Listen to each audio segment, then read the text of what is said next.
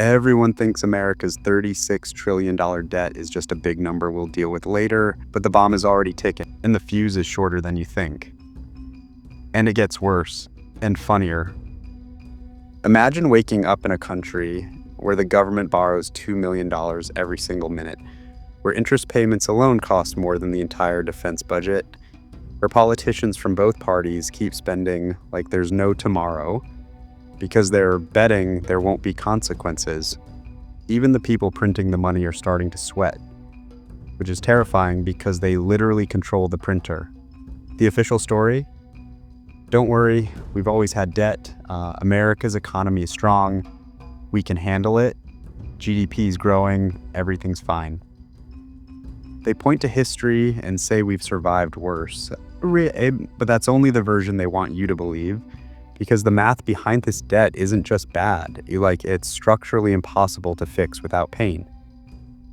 Behind closed doors, here's what's really happening. The US government now pays over $1 trillion per year just in interest on the debt, not paying it down, just interest.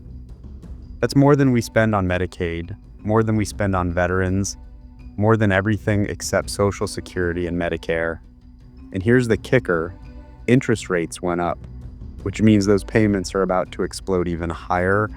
This wasn't an accident. It was decades of both parties kicking the can down the road, funding wars, tax cuts, stimulus packages, and programs we couldn't afford, while pretending the bill would never come due.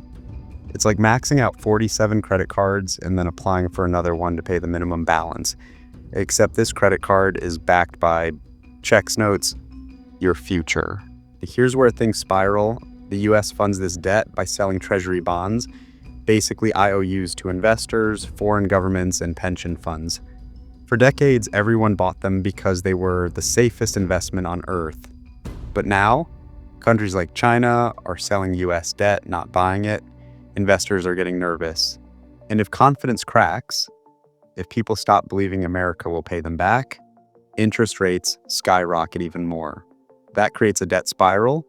Higher rates mean bigger interest payments, which means more borrowing, which means even higher rates.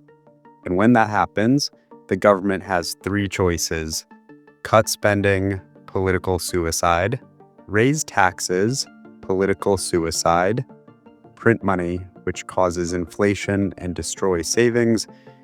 Guess which one they always pick? Some economists call this a soft landing. Others call it a controlled crash. Either way, you're still hitting the ground. This is the moment we're living in right now.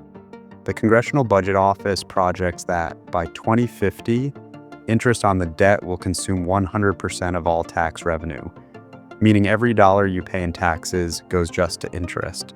Not roads, not schools, not defense, just interest. The system doesn't collapse overnight. It erodes, slowly, then suddenly. And the terrifying part? We've already passed the point where we could fix this painlessly. If national debt could talk, it would just be screaming into the void at this point. But here's the detail nobody talks about. The one that connects directly to your bank account.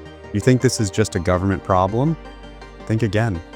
When the government borrows this much, it competes with everyone else for loans. Businesses, home buyers, students. That drives up interest rates across the board. Your mortgage?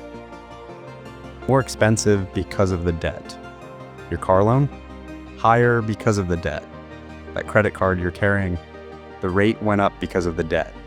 And if the government eventually prints money to inflate the debt away, your paycheck buys less, your savings lose value, your retirement account gets quietly robbed by inflation. People think the crisis is coming. It's already here. You're just paying for it in slow motion. Here's the lesson nobody wants to admit. Debt isn't just a number on a spreadsheet, it's a promise. And when nations break promises at this scale, real people pay the price through inflation, through higher costs, through a quietly declining standard of living. The US debt crisis isn't a political talking point. It's a mathematical inevitability colliding with human denial. And the most dangerous part, both sides keep pretending we can borrow forever, because stopping would require honesty, sacrifice, and long-term thinking. which in modern politics might as well be superpowers. And if you think this story is insane, wait until you hear how this could actually end. And who pays the bill?